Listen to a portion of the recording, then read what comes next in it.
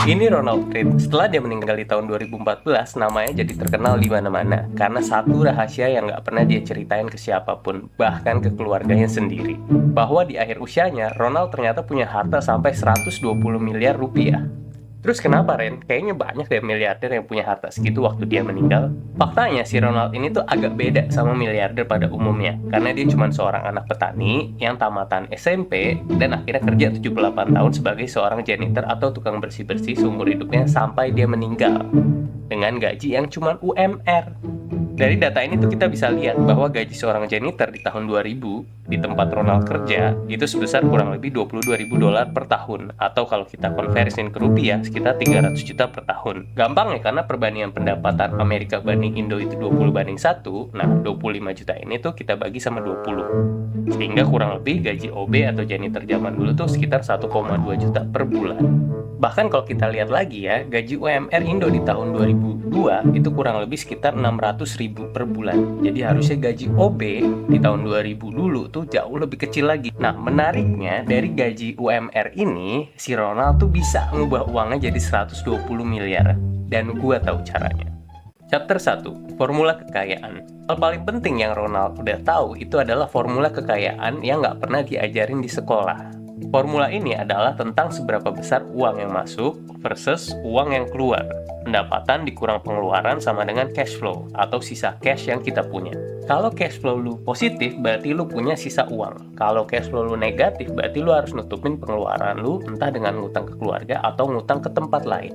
Di dalam buku Psychology of Money, Morgan tuh menulis bahwa kekayaan sebenarnya itu berasal dari sisa uang yang nggak kita belanjakan. Fun fact-nya adalah kita tuh bisa pensiun 8 tahun lebih cepat kalau kita nge-spare 10% dari income tambahan yang kita alokasikan buat investasi. Jadi misalnya pendapatan lu 4 juta per bulan, terus pengeluarannya lu tuh per bulan ngeluarin 4 juta atau lebih. Nah, di sini posisinya cash flow lu tuh berarti 0 atau bahkan negatif. Yang berarti lu tuh harus kerja seumur hidup dan nggak akan pernah bisa financial independent sampai lu meninggal. Kecuali lu tiba-tiba nih dapat warisan atau hibah nggak tahu dari mana asalnya. Tapi ketika pendapatan lu 4 juta dan pengeluaran lu cuma 1 juta, berarti lu punya cash flow 3 juta untuk lu investasikan secara berkala. Ketika lu udah bisa ngelakuin secara konsisten, pada akhirnya lu akan mampu menggandakan uang lu. Dan ketika hasil akhir investasi lu udah bisa mengenerate income yang bisa nutupin pengeluaran lu, itulah yang dinamakan dengan financial freedom.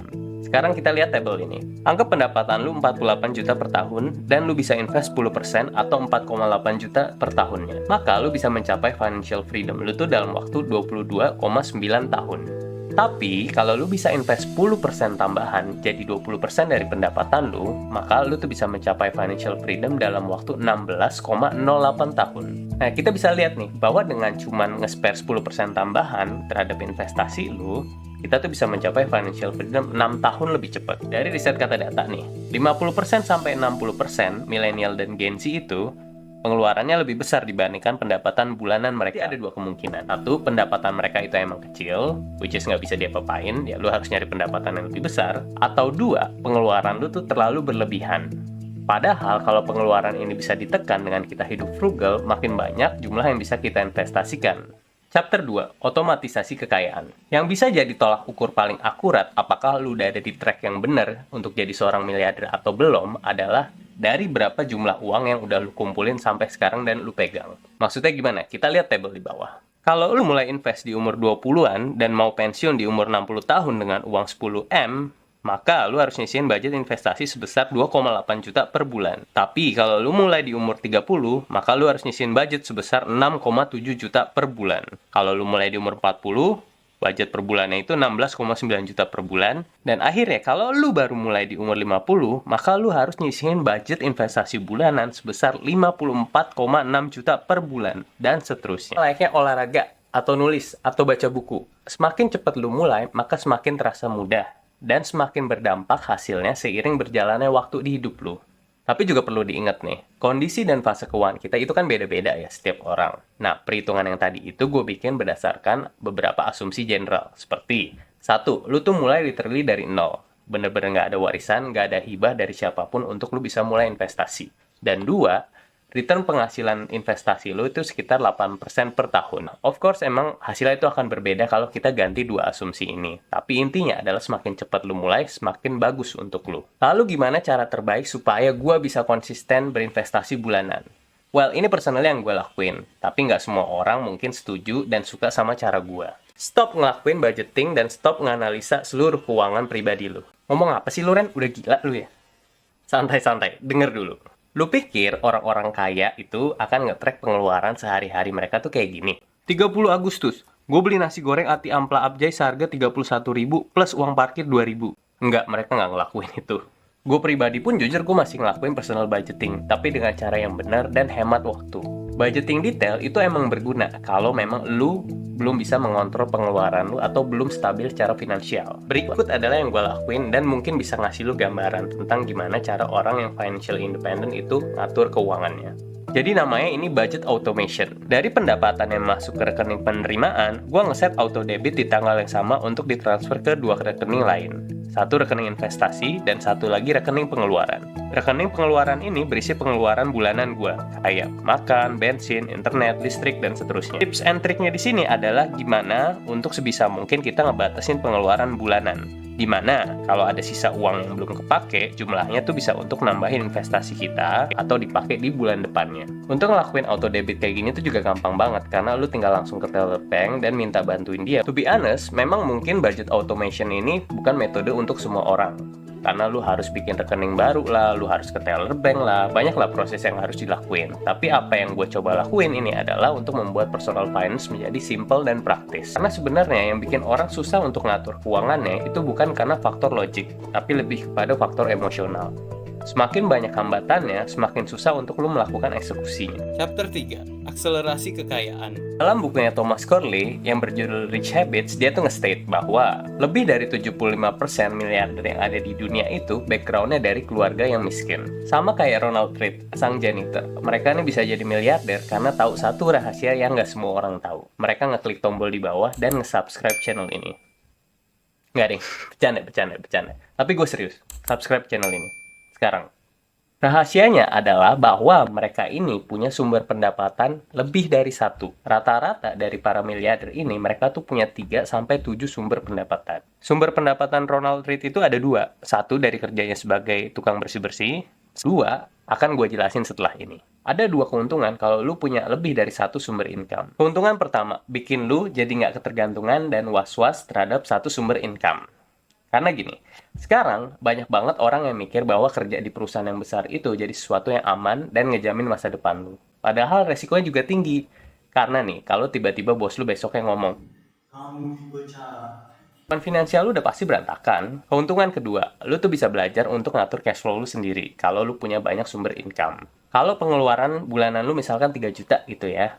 Nah, lu kan sebetulnya bisa belajar ngatur cash flow sambil nurunin pengeluaran lu dengan hidup frugal atau lebih hemat. Dari yang tadinya misalkan 3 juta, sekarang pengeluaran lu cuma jadi 2 juta. Nah, tapi sayangnya hidup frugal atau hemat kayak gini tuh suatu saat pasti akan ketemu batasannya. Misalnya, lu hemat nih dengan cuma makan Indomie dan minum air putih. Gimana pun untuk beli Indomie dan air putih itu kan lu pasti akan ngeluarin uang. Kalau lu mau lebih hemat lagi dari itu, ya either kesehatan lu bisa terganggu atau worst case-nya ya lu nggak bisa hidup. Hemat itu ada limitnya, tapi kalau lu fokus untuk ngehasilin pendapatan lebih banyak, kemungkinannya itu hampir nggak terbatas.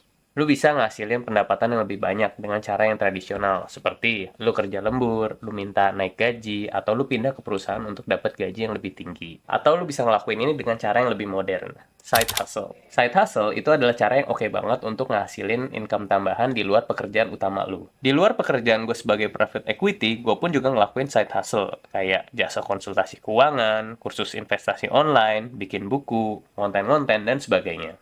Dan beruntungnya gue adalah gue bisa nemuin side hustle yang sejalan dengan pekerjaan profesional gue saat ini. Ketika lu baru mulai side hustle, otomatis tuh lu harus ngorbanin waktu lebih banyak, tenaga lebih banyak. Belum lagi nanti ada orang-orang yang datang ngeremehin lu. Tapi satu pesan gue, it will be worth it. Dan gue ngerti juga mungkin di antara lu semua ini mungkin ada yang lagi punya banyak utang, belum sama sekali kepikiran untuk bikin side hustle. Kalau lu termasuk teman-teman yang di dalam kondisi kayak gini, sebetulnya tuh banyak strategi yang bisa lu pakai. Misalnya, lu bisa ngelakuin refinance, yaitu dengan berpindah hutang ke hutang lainnya supaya dapat bunga yang lebih murah. Nah, otomatis lu harus ngebangun credit score supaya lu dapat skor yang bagus di mata sang peminjam. Ya itu sih cuma salah satu contoh strategi aja. Tapi intinya, kalau lu mau hidup enak, lu mau financial freedom, ya memang gak ada cara lain. Lu harus korbanin waktu lu sekarang, tenaga lu sekarang, lu harus ngorbanin kenikmatan jangka pendek lu supaya nanti lu bisa dapet nih kenikmatan jangka panjang dan hidup enak seterusnya. Chapter 4, alokasi kekayaan. Tahu formula kekayaan aja nih, gak bisa ngebuat si Ronald jadi seorang miliarder. Faktanya, dia tuh bahkan punya satu rahasia lagi yang gak dia ceritain ke keluarganya dan baru kebongkar waktu dia meninggal. Ronald tuh gak cuma berinvestasi di satu saham, tapi dia berinvestasi di 95 saham yang berbeda. Nah, setelah nganalisa semua saham-saham yang dimilikinya, gue tuh nemuin satu persamaan utama yang bisa bikin dia tuh bener-bener kaya. Berinvestasi dengan cash flow yang positif itu memang salah satu kunci untuk menuju kekayaan. Tapi cara ini tuh harus dilakuin dengan benar. Nah, gue akan tunjukin ke lu gimana cara paling gampang supaya lu bisa mulai investasi. Tapi sebelumnya kita lihat dulu nih tentang money mistakes atau kesalahan tentang uang yang harus kita hindarin apalagi kalau kita baru mulai investasi. Lu pasti sering denger dong tentang cerita orang-orang yang kaya lewat trading saham. Mereka ada di Instagram, TikTok, YouTube, atau dimanapun itulah. Dan mereka nunjukin gimana cara mereka nganalisa dan jual beli sahamnya dan berharap dapat profit cuma dalam beberapa hari aja. Mereka semua percaya bahwa trading saham itu adalah kunci untuk menuju sukses. Tapi satu hal rahasia yang mereka nggak pernah kasih tahu ke lu. 96% trader saham itu kehilangan uangnya di market. Nah, si Ronald ini dengan wise dia tuh tahu bahwa trading saham nggak akan pernah bikin dia kaya. Dia tuh justru fokus berperan sebagai investor yang ngeliatin fundamental perusahaan. Artinya, dia tuh ngeliat nilai intrinsikik atau nilai sebenarnya dari satu perusahaan itu. Dan mutusin secara logis apakah perusahaan itu layak atau enggak dia beli dalam jangka waktu panjang. Tapi juga enggak. Dia nggak beli saham-saham gorengan yang naiknya ratusan persen dalam waktu mingguan. Chapter 5, Game Kekayaan. Percaya atau enggak, ada satu kesalahan utama dalam berinvestasi yang nyebabin orang tuh rugi. Bahkan sampai puluhan atau ratusan juta rupiah. Tapi sebelumnya gue pengen cerita sesuatu dulu nih. Ada seorang pemain golf yang lagi ikut turnamen bersama satu temennya yang udah lebih jago. Dan mereka taruhan 100 ribu rupiah untuk setiap lubang dari total 18 lubang atau holes. Nah, tahu kalau kesempatan dia untuk menang lebih kecil daripada temennya yang udah lebih jago, dia minta satu peraturan khusus. Setiap pindah lubang, taruhannya naik jadi 2 kali lipat. Jadi hole 1 mereka taruhan 100 ribu, hole 2 mereka naik 2 kali lipat jadi 200 ribu, hole 3 naik 400 ribu, dan seterusnya. Temennya nggak mikir panjang dan langsung setuju karena dia pikir itu sepele dan dia udah pasti menang lah karena dia lebih jago. Nah, si pemain pemula ini dari hole 1 sampai 16 dia tuh kalah terus-terusan. Cuman di hole 17 dan 18 aja yang dia akhirnya menang. Walaupun cuman 2 hole yang dia menang, dia tuh berhasil ngebalikin semua kekalahan taruhannya di 16 hole sebelumnya. Dan justru menang taruhan sebesar 13,1 miliar. Bayangin coba. Dan inilah yang Ronald sang janitor lakuin. Dibanding jangka pendek, si Ronald itu justru fokus untuk meningkatkan uangnya dalam jangka panjang, yaitu dengan memanfaatkan metode yang namanya compounding atau bunga berbunga. Dengan metode ini, dia tuh menginvestasikan gaji bulanannya secara berkala dalam beberapa puluh tahun ke depan, di mana hasilnya tuh akan menjadi sangat signifikan. Jadi let's say, lu invest 10 juta di tahun pertama dengan bunga 10%. Uang lu akan menjadi 11 juta. Di tahun kedua, uang lu akan menjadi 12 juta. Karena sekarang bunga 10% ini akan dikalikan dari 11 juta lu. Hingga di tahun ketiga, uang lu tuh akan jadi 13,3 juta. Karena bunga 10% ini tuh udah nggak dikalikan lagi dengan jumlah 10 juta lu, tapi dikalikan dengan jumlah awal yang udah plus bunga-bunga investasi yang udah lu hasilkan di tahun-tahun sebelumnya. Dan inilah yang dinamakan metode compounding. Kalau kita gambarin dalam grafik, garis pertumbuhan uang lu tuh akan seperti ini. Karena pertumbuhan yang eksponensial dari bunga berbunga tersebut. Dan inilah yang disebut-sebut oleh Albert Einstein, bahwa bunga berbunga adalah keajaiban dunia yang ke-8. Nah, yang lebih keren lagi, lu tau Warren Buffett kan? Nah, 99% dari kekayaan Warren Buffett itu baru dihasilkannya setelah umur dia tuh 50 tahun. Dalam bukunya yang berjudul Psychology of Money, Morgan tuh bilang bahwa ketika buku ini ditulis pada tahun 2020, kekayaan Warren Buffett itu mencapai 84,5 miliar dolar. Di mana 84,2 miliarnya itu baru muncul setelah ulang tahunnya yang ke-50. Dan semua ini terjadi karena keajaiban dari compounding. Faktanya, Warren itu baru mulai investasi ketika dia umur 10 tahun. Dan dia baru memperoleh $1 juta pertamanya ketika umur dia tuh baru 30 tahun. Chapter 6, membangun mental investor. Kalau lu lagi megang saham, terus tiba-tiba hari ini lu lihat market saham tuh lagi anjlok 50% harganya, kira-kira lu bakal ngapain? Bener, mayoritas orang akan jual portfolionya supaya nggak rugi lebih besar lagi. Nah, yang bikin menarik adalah Ronald itu udah ngalamin 11 kali krisis ekonomi di dalam hidupnya, tapi dia tetap kekeh untuk megang portfolionya dan nggak pernah dia jual karena dia tahu satu rahasia yang juga orang-orang tuh pada nggak tahu. You cannot time the market. Atau kita nggak pernah tahu kapan timing market lagi bagus ataupun lagi jelek. Hal paling smart yang bisa kita lakuin adalah berinvestasi jangka panjang, terlepas dari keadaan pasar lagi naik ataupun lagi buruk. Tapi Ren, dari akun-akun Instagram yang gue follow nih ya, para trader saham itu bilang bahwa sebaiknya gue nggak ambil posisi di market sekarang karena lagi jatuh. Good luck deh lu kalau begitu. Karena ketika lu lagi timing the market, lu tuh nebak dua hal. Satu, lu nebak exactly kapan market akan mencapai harga paling rendah, di mana lu bisa jual sebelum harga mencapai level tersebut. Atau dua, lu nebak exactly kapan market akan rebound atau harganya naik lagi, di mana lu bisa beli sahamnya sebelum harganya rebound lagi. Nah, kalau dari perhitungan gue ya, kemungkinan manusia bisa ngeramal pasar saham itu ya sekitar nggak lebih dari 5% lah. Bahkan dari penelitian seorang profesor di Universitas Michigan bilang bahwa 96% keuntungan pasar saham selama 40 tahun cuma 0,85% yang murni berasal dari aktivitas trading. Salah satu dari seluruh top equity analis di dunia, Andrew Stott, sempat ngeriset hal yang gila banget menurut gue, bahwa dari total 10 tahun atau kurang lebih 2.600 hari timeline pasar saham yang ada di Amerika, cuman 10 hari yang merupakan hari di mana pasar saham tuh lagi bagus banget. Dan kalau para trader sampai ngelewatin 10 hari terbagus ini, kekayaan mereka tuh bisa drop sampai bahkan maksimal 75%. Ada satu jargon yang cukup terkenal di dunia finance. Kalau market lagi naik, market itu akan naik dengan sangat cepat. Poin gue adalah, kalau lu bukan profesional trader yang kerjanya tuh memang mantengin saham harian, menit, jam gitu ya, besar kemungkinan lu akan ngelewatin 10 hari terbaik itu di dalam kehidupan trading lu.